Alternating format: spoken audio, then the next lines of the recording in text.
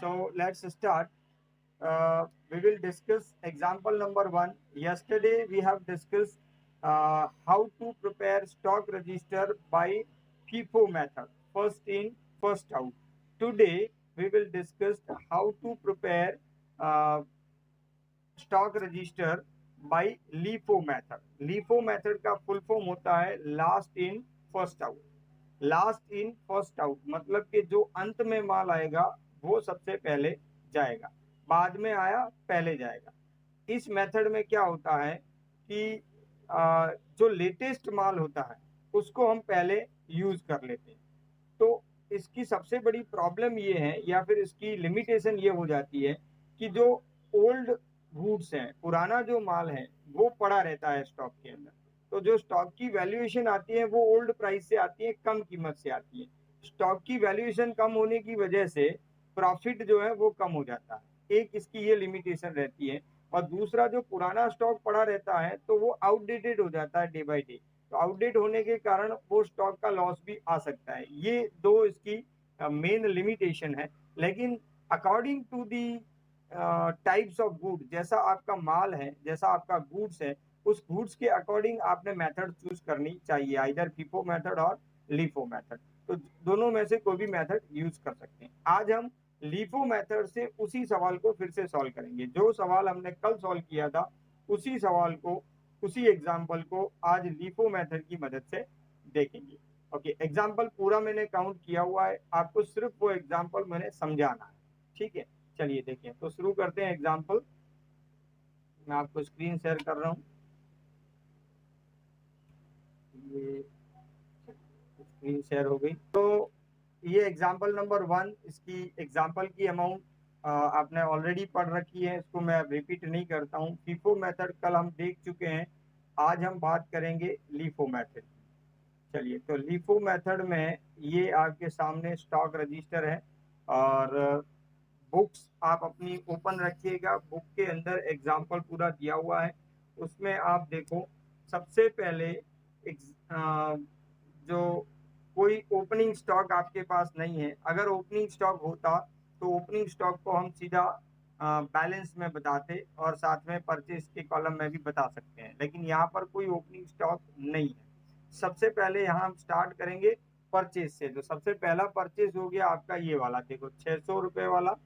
ठीक है, ये परचेज को, अब देखो परचेज यानी रिसिप्ट और इश्यू मतलब वैसे सेल बोल सकते हैं, लेकिन सेल नहीं है। सेल हम कस्टमर को करते हैं। यहाँ कस्टमर को गुड्स नहीं दे रहे हैं। गुड्स किसको दे रहे हैं? हमारी फैक्ट्री को दे रहे हैं, जहाँ पे हमारा गुड्स जो प्रोड्यूस होने वाला है, फिनिश गुड्स प्रोड्यूस होने वाला है, वहां फैक्ट्री में भेजते हैं। इंटरनल ट्रांजेक्शन है, इसीलिए इसको हम इश्यू बोलते हैं।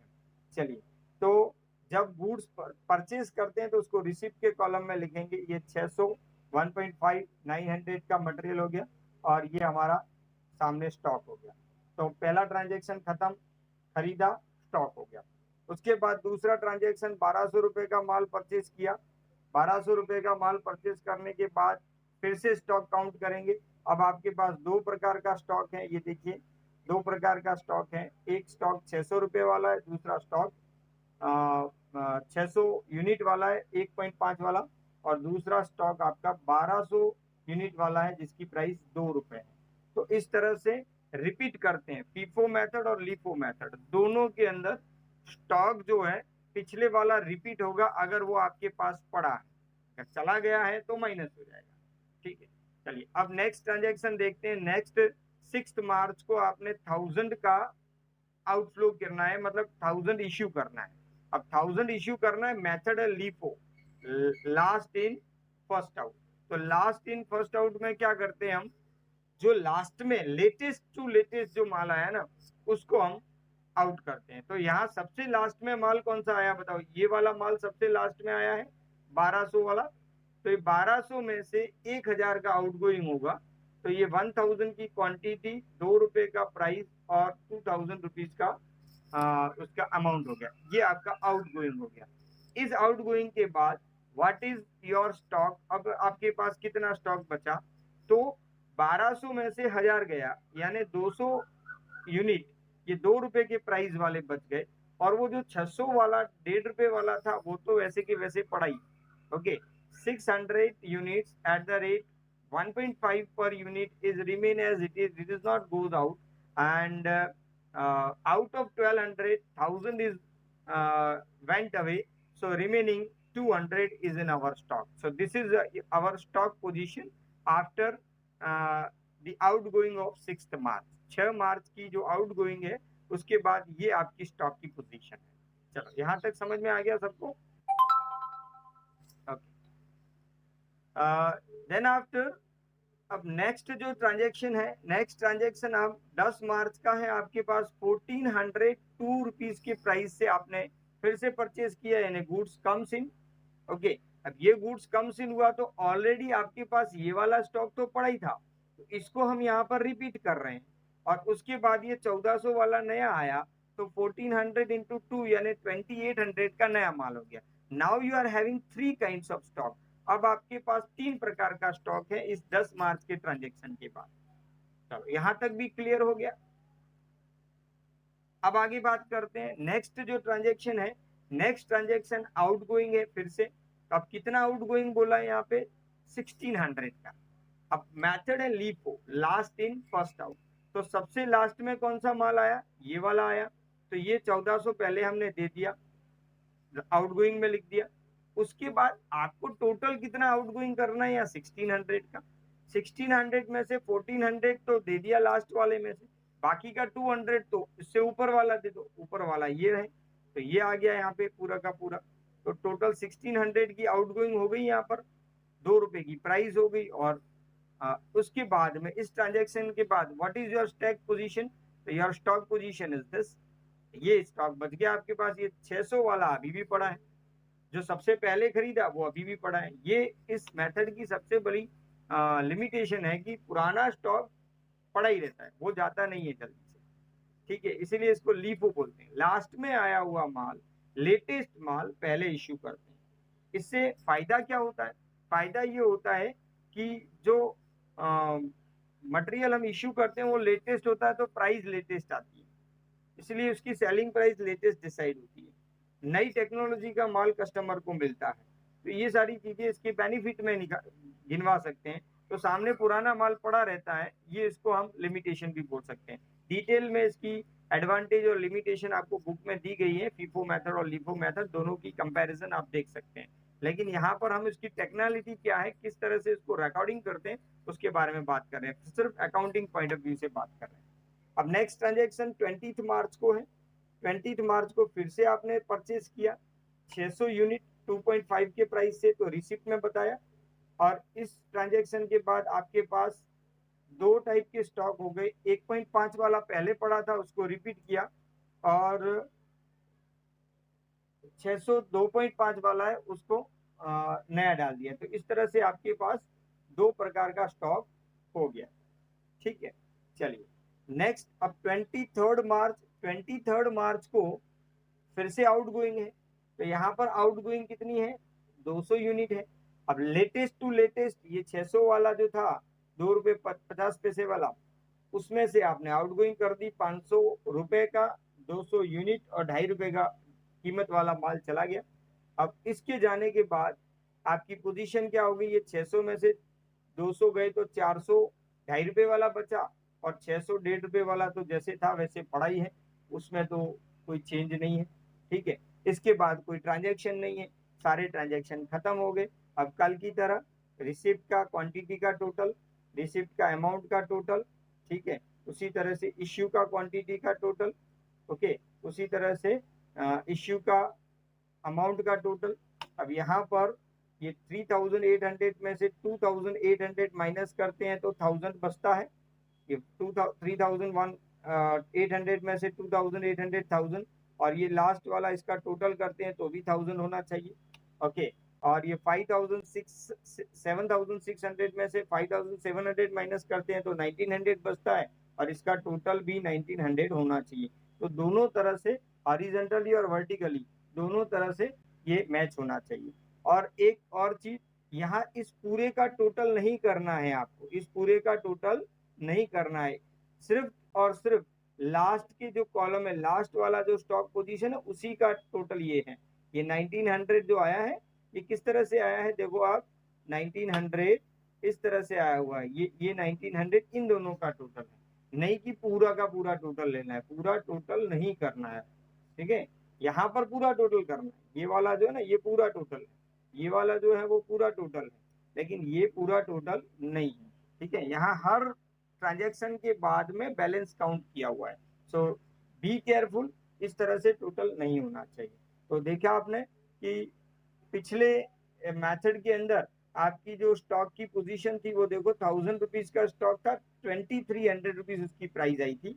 यहाँ पर आपका 1000 ही स्कोर है, 1000 ही आपका स्टॉक है, लेकिन उसकी प्राइस 1900 रुपीज आई है। क्यों 1900 आई है? क्योंकि पुराने भाव वाला जो स्टॉक है वो आपके पास स्टॉक में रहता है, तो स्टॉक की कीमत कम हो जाती है, जबकि यहाँ पर लेटेस्ट वाला रहता है, इसलिए स्टॉक की कीमत as compare to FIFO and LIFO, तो कौन सी में कीमत ज्यादा होती है, कौन सी में कीमत कम होती है, ये भी आप आंसर में एमसीक्यू में छोटे छोटे क्वेश्चंस के अंदर पूछ सकते हैं। फीफो में लेटेस्ट माल आपका हाथ पर रहता है, इसलिए उसकी कीमत ज्यादा आती है, और लीफो में पुराना माल हाथ पर रहता है, इसलिए उसकी कीमत कम आती है। तो यहाँ आपका ये जो स्टॉक रजिस्टर है वो खत्म हो गया। ठीक है, फीफो मेथड भी देख ली और लीफो मेथड भी देख ली। कोई डाउट, कोई कंफ्यूजन है तो आप पूछ सकते हैं मुझसे। ठीक है, अब आप अपना माइक ऑन करके या मैसेज के थ्रू जो भी आपका क्वेश्चन है वो क्वेश्चन पूछ सकते हैं। मेरी तरफ से एक्सप्लेनेशन पूरा हो गया। ठीक है,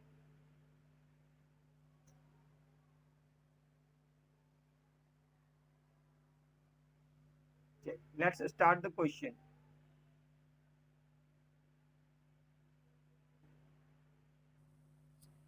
Okay. Now, in this example, we are required to prepare stock register as per LIFO method, और LIFO हो या FIFO हो, सबसे पहले हमें क्या करना पड़ेगा, इस तरह से टेबल बनाना पड़ेगा। टेबल के अंदर आपके 3 कॉलम है, रिसिप्ट का कॉलम है, उसके बाद आपका पेमेंट इश्यू का कॉलम है, और इश्यू के बाद आपका बैलेंस का कॉलम है। हर ट्रांजैक्शन के बाद आपको बैलेंस को कैलकुलेट करना है, और बैलेंस आपको काउंट करना है, कंटिन्यूअस की कैलकुलेशन करनी है। तो सबसे पहले स्टार्टिंग पॉइंट क्या होगा, पहले सबसे पहले देखना पड़ेगा कि आपको कोई ओपनिंग स्टॉक दे रखा है, तो ओपनिंग स्टॉक कुछ नहीं है, सीधा ही परचेज से शुरू करते हैं, जिस तरह से पिछले एग्जांपल में था उसी तरह से। तो परचेज बोला है तो सबसे पहले क्या करेंगे, यहाँ पे साल लिखेंगे 2011, उसके बाद नवंबर और पहली तारीख है। परचेज है तो इश्यू कॉलम में लिखेंगे, इनवॉइस नंबर नहीं दिया हुआ है, क्वांटिटी कितनी परचेज कर रहे हो 180, रेट क्या दिया हुआ है 2 रुपए। ठीक है, तो 180 इंटू 2 कितना होता है, 360 होगा।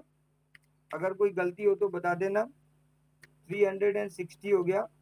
और यही आप बैलेंस में दिखा देंगे, 180 2 रुपीज का प्राइस और 360 रुपीज का अमाउंट। तो यहाँ पर ये आपका स्टॉक हो गया।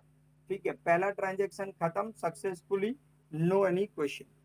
उसके बाद दूसरा जो 5 तारीख का ट्रांजेक्शन है 360, वो फिर से परचेज है, तो फिर से आप परचेज के पहले डेट में आ जाएंगे, डेट में लिखेंगे नवंबर और 5 तारीख। उसके बाद स्टॉक में लिखेंगे 360, 360 प्राइस में कितना डालेंगे आप, 3 रुपए। चलो 360 को 3 से मल्टीप्लाई करेंगे तो कितना आएगा,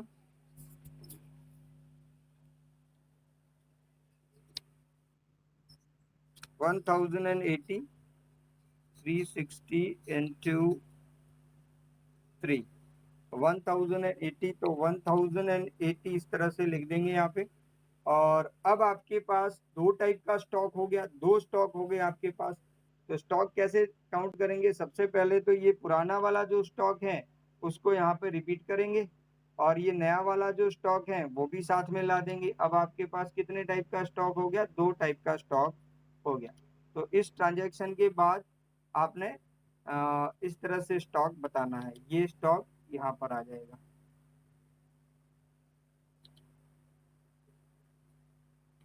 समझ में आ रही बात?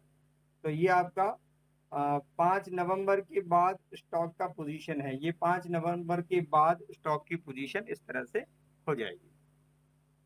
ओके, नेक्स्ट ट्रांजैक्शन अब है 12 तारीख को। 12 तारीख का ट्रांजैक्शन हम कहाँ लिखेंगे, एक एक यहाँ लाइन छोड़ के यहाँ पे लिख लेते हैं, जहाँ स्टॉक लिखा ना उसके नीचे 12 तारीख, नवंबर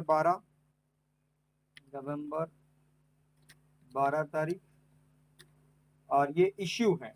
तो इश्यू में कितना स्टॉक बोला, कितना इश्यू करना है आपको, 300 यूनिट। अब प्राइस नहीं दिया हुआ है, प्राइस हमें डिसाइड करना है। और प्राइस कैसे डिसाइड होगी, last in first out, LIFO method. तो सबसे लेटेस्ट टू लेटेस्ट कौन सा गुड्स आया, 360 वाला आया है, तो 360 में से 300 दे सकते हैं, तो 300 और प्राइस हम लगाएंगे इसके वो 3 रुपए का, और ये अमाउंट हो जाएगी आपकी 900 रुपए। तो इस ट्रांजैक्शन के बाद अब आपकी स्टॉक पोजीशन क्या होगी, ये पुराना वाला जो 180 वाला स्टॉक है वो तो ऐसे के ऐसे पड़ा ही है, उसमें तो कोई चेंज हुआ ही नहीं, वो तो ऐसे ही रहेगा। और ये 360 वाला था, उसमें 300 चला गया, तो बचा कितना, 60, और प्राइस कितना लगाएंगे उसके ऊपर, 3 रुपए का, तो यहाँ कितना हो जाएगा, 180 रुपये का स्टॉक आपके पास बचा। तो after this transaction of November 12, now this is your stock position, इतना स्टॉक आपके पास पड़ा है। चलो, ये लास्ट इन फर्स्ट आउट की मैकेनिज्म है, आप देख लो अच्छी तरह से, लास्ट इन फर्स्ट आउट समझ में आया सबको। इस तरह से लास्ट इन फर्स्ट आउट को रिकॉर्ड करते हैं। सबसे लेटेस्ट वाला जो माल है वो इश्यू में जाएगा, और ये काम कब करता है, इश्यू के समय ही काम करता है। परचेज या रिसीव तो दोनों में एक ही तरह से रिकॉर्ड होती है, चाहे लिफो हो चाहे फीफो हो, ठीक है। चलो नेक्स्ट ट्रांजैक्शन देखते हैं। नेक्स्ट ट्रांजैक्शन कौन सी तारीख का, 18 तारीख का। 18 नवंबर को आप यहाँ ये वाली जो लाइन है इसके नीचे इधर लिखेंगे 18 को, नवंबर 18, नवंबर 18। चलो नवंबर 18 को आपने कितने रुपए का परचेज किया हुआ है, परचेज है 420 का है, 420 का परचेज, सॉरी 18, 420 का परचेज, प्राइस कितने रुपए का बोला है, 4 रुपए का। चलो 420 को 4 से मल्टीप्लाई करो दो,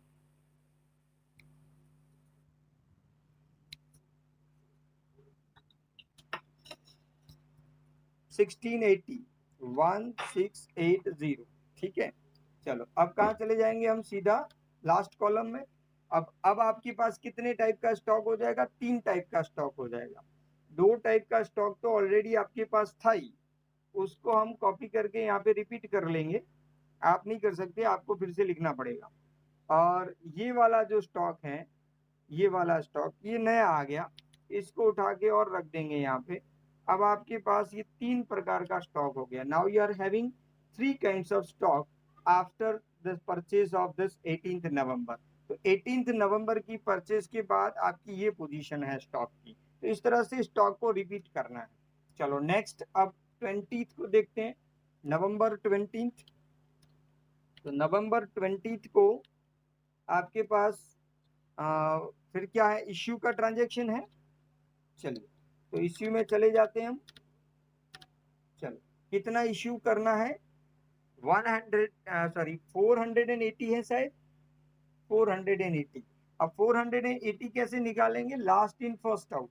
तो सबसे लास्ट में 420 आया हुआ है, तो पहले तो वो 420 ले लेंगे, और 4 रुपीज, 4 रुपीज का प्राइस है उसका, और ये 1680 वाला तो पूरा चला ही गया। फिर भी अभी भी आपको 60 और चाहिए, क्योंकि 480 करना है, तो 60 इससे ऊपर वाला ले लेंगे, तो 60 और 3 रुपीज का प्राइस ले लो, और 180 का अमाउंट ले लो, ठीक है। तो ये आपका टोटल 480 का आउटगोइंग हो गया। इस आउटगोइंग के बाद what is your stock position, अब आपका लास्ट वाला 2 420 और 60 वाला माल चला गया। अब आपके पास बचा गया, तो 3 टाइप के स्टॉक थे ऊपर, 3 में से 180 वाला 2 रुपए की प्राइस वाला जो सबसे पहले परचेज किया था 360, ये अभी भी आपके पास पड़ा हुआ है। समझ में आ रही बात। ठीक है, यहाँ तक कोई डाउट? ये इश्यू समझ में आया सबको? Okay, if you are getting just put the message yes, okay, very good. चलो, सबको समझ में आ रहा है, वेरी नाइस। अब उसके बाद नेक्स्ट 21 को फिर से परचेज है, तो फिर से हम परचेज के रिसिप्ट के कॉलम में चले जाते हैं। तो यहाँ पे नवंबर 21 और रिसिप्ट के अंदर लिखेंगे, कितना लिखेंगे हम? 80 है? नहीं, 180 है ना, देख लेना आप। 180 और प्राइस है 5 रुपीज, 5 रुपीज का प्राइस है। चलो, 180 को 5 से मल्टीप्लाई करेंगे तो कितना आएगा? 900 आएगा। चलो, 180 इंटू 5,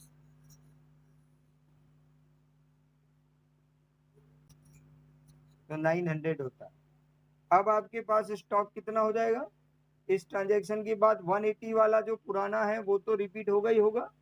इस 180 वाले को हम पहले रख देते हैं कॉपी करके, ठीक है, ये तो इधर आएगा ही आएगा, और ये वाला नया आ जाएगा। इस स्टॉक को यहाँ और रख देते हैं। चलिए, समझ में आ गया सबको? ओके, उसके बाद ये आपकी स्टॉक पोजीशन हो गई। ये दो टाइप के स्टॉक हैं आपके पास अभी। अब नेक्स्ट ट्रांजैक्शन आपका बन रहा है 27 को, 27 को। तो 27 नवंबर 27 लिखेंगे, नवंबर 27।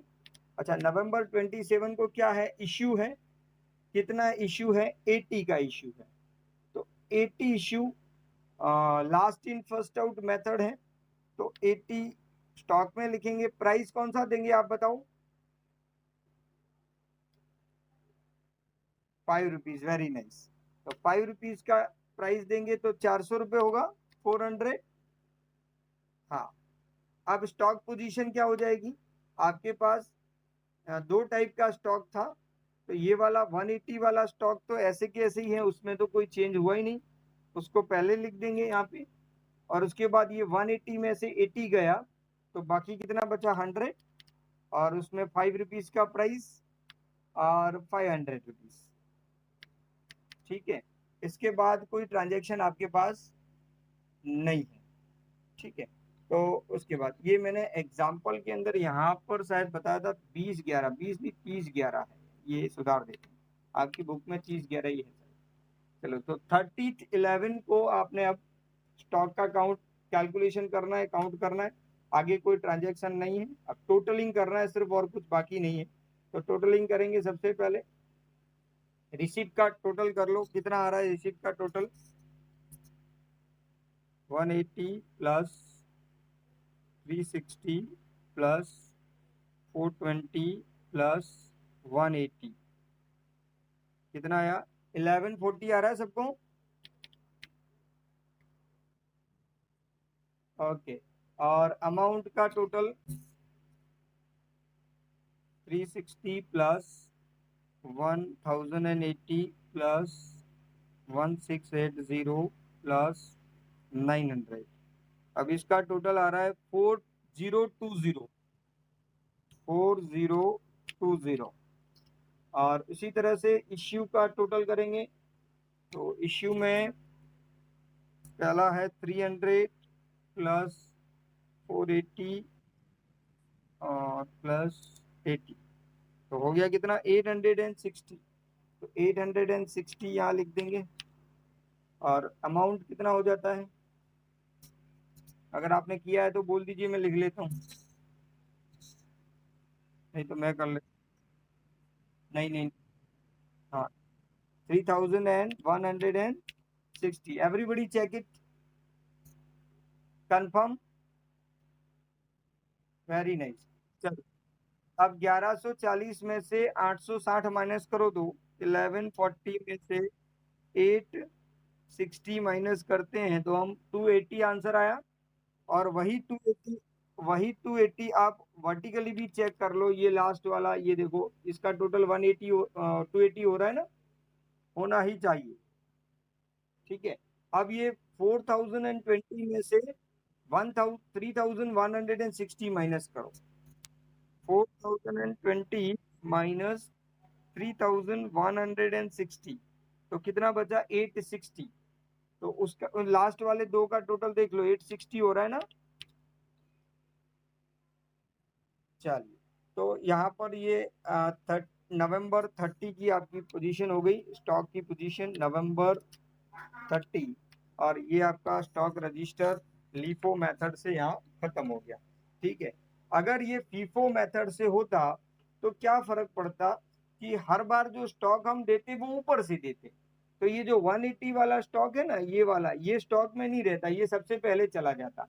लेकिन यहाँ पर ये पहले वाला स्टॉक स्टॉक जो है वो आपके ऑन हैंड रहता है, वो जल्दी जाता नहीं है। ठीक है, यही इसकी लिमिटेशन है। बाकी मेथड वाइज बहुत ही इजी चैप्टर है, और इसका एक पूरा एग्जाम्पल पूछते ही हैं। अगर आपकी फिजिकल एग्जाम जैसे पहले लेते थे उस तरह की एग्जाम होती है, तो अगर एमसीक्यू टाइप की एग्जाम होगी तो फिर कुछ अलग तरह की सिचुएशन आ सकती है।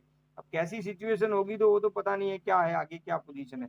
अभी आपकी यूनिवर्सिटी ने डिसीजन लिया है कि जिसकी भी एग्जाम लेनी थी वो अब ऑनलाइन लेने वाले हैं और एमसीक्यू टाइप की एग्जाम लेने वाले हैं। तो अब नेक्स्ट फ्यूचर आपका क्या होने वाला है, तो वो तो क्वेश्चनेबल है, बहुत ही बड़ा दिक्कत वाला प्रश्न है। लेकिन हमें तो जो सिलेबस में है वो पूरा तैयार, अपनी तरह से पूरी तैयारी रखनी पड़ेगी। तो ये फीफो मेथड और लीफो मेथड, उसके एडवांटेज डिसएडवांटेज और उसको रिकॉर्ड करने का तरीका, ये हमने यहाँ पर देख लिया। यहाँ तक अगर कोई क्वेश्चन कोई डाउट हो तो पूछ सकते हैं, और इसी एग्जाम्पल को आप फीफो मेथड से अपने आप ट्राई करेंगे घर पे। ठीक है, नेक्स्ट लेक्चर में हम दूसरा एग्जाम्पल देखेंगे, और कल आपका मटेरियल 1 का जो भी डाउट है, डाउट सेशन कल रख देते हैं। कल हम मटेरियल 1 का पूरा डाउट खत्म करके कल मटेरियल 1 को क्लोज कर देंगे।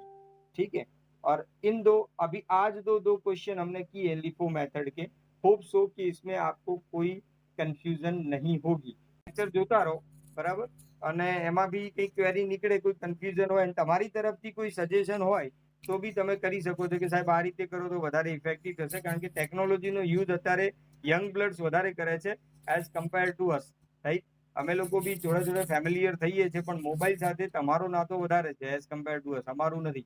તમે લોકો બહુ એના ટચમાં રહો છો, આવી નવી નવી ટેકનોલોજી ડેલી, એમાં ખાસ કરીને ઘણા બધા તો ટિકટોકર ઉપર અથવા એના ઉપર ખૂબ સરસ વિડીયોઝ બનાવતા હોય છે, બરાબર। તો એ લોકો કંઈક પોતાના ક્રિએટિવ સજેશન્સ હોય તો કહી શકે છે કે સાહેબ આ રીતે કરો તો વધારે એટ્રેક્ટિવ બનશે અથવા તો વધારે સારું બનશે। ઓકે, તો થેન્ક યુ વેરી મચ। આ પૂરું કરીએ છીએ, નેક્સ્ટ લેક્ચરમાં મળીશું આવતીકાલે સાંજે આ જ ટાઈમ। Okay, bye bye.